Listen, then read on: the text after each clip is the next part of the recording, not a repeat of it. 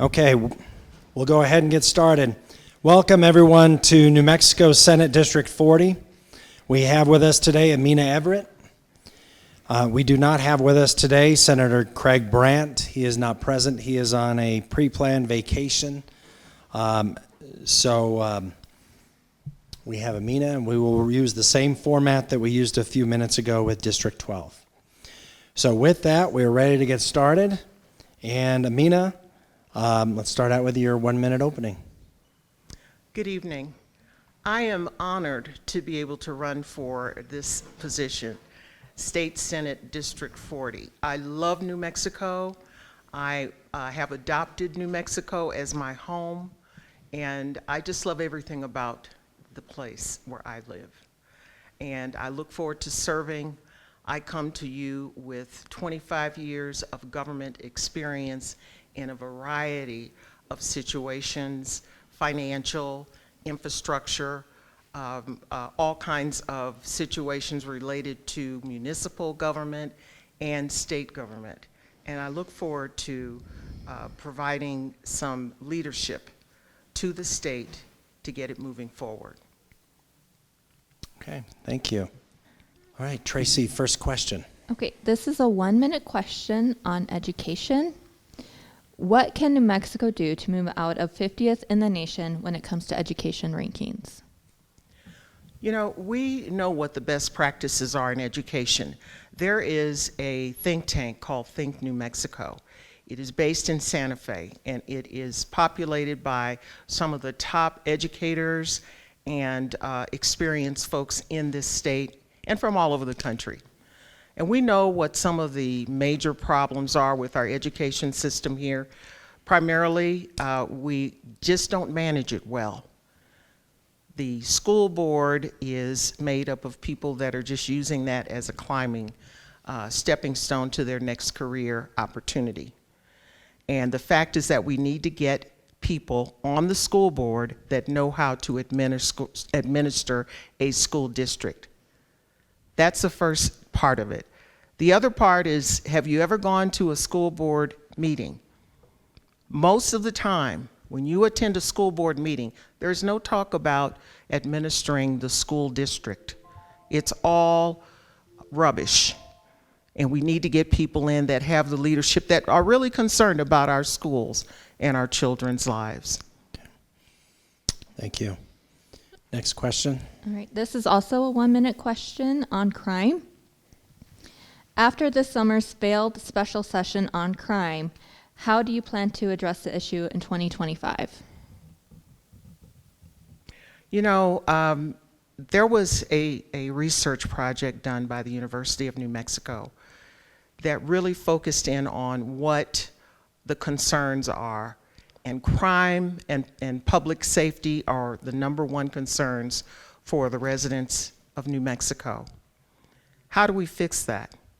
Well, the first thing is we have to start with looking at this issue with the truth.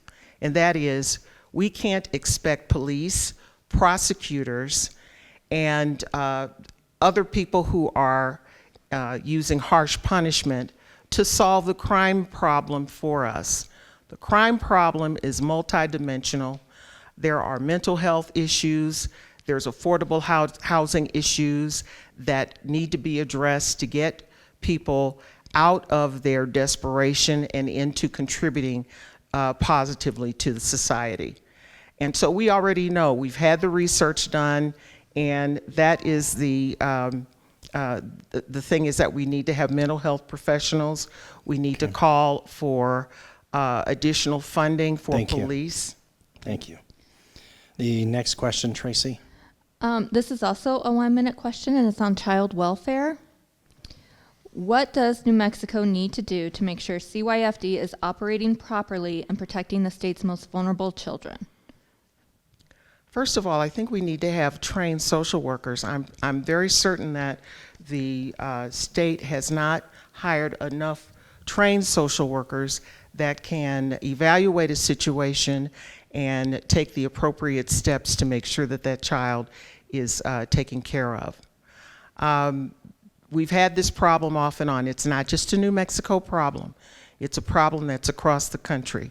and we want to make sure that we look around and take care of our children with professionals, not just people that we hire and pay them a meager salary and then they go out and not do their jobs. So I would say we need to hire more professionals to improve the child welfare opportunities for our children. Thank you. Next question, Tracy. Also a 1-minute question on the economy. What, if anything, can be done at the state level to address inflation and help working and middle-class families that are struggling? I think what we're doing right now is very effective. It's helping things very slowly. We're doing some tax reform. We have readjusted the income tax brackets. We used to have 5, and now we have 6. We are giving tax credits to for child care. We are doing tax credits for investments in the community in the form of energy, tax credits for electric vehicles. I think that that's one of the ways that we can help increase the income that stays in the household that can be used to support the family. Thank you. Next question. Yeah, a 2-minute question. This one's on energy. New Mexico has been focused on green energy, which has included the closure of the San Juan plant, yet New Mexico's budget is driven by oil and gas revenues. What are your thoughts on energy policy in New Mexico? I think we're going in the right direction. It takes time to bring up these energy resources. It takes time to build up our solar, our wind, our geothermal energy sources. It's not going to be overnight. So I think we need to keep working in that direction. We are offering all kinds of tax incentives and tax cuts for green energy programs and development.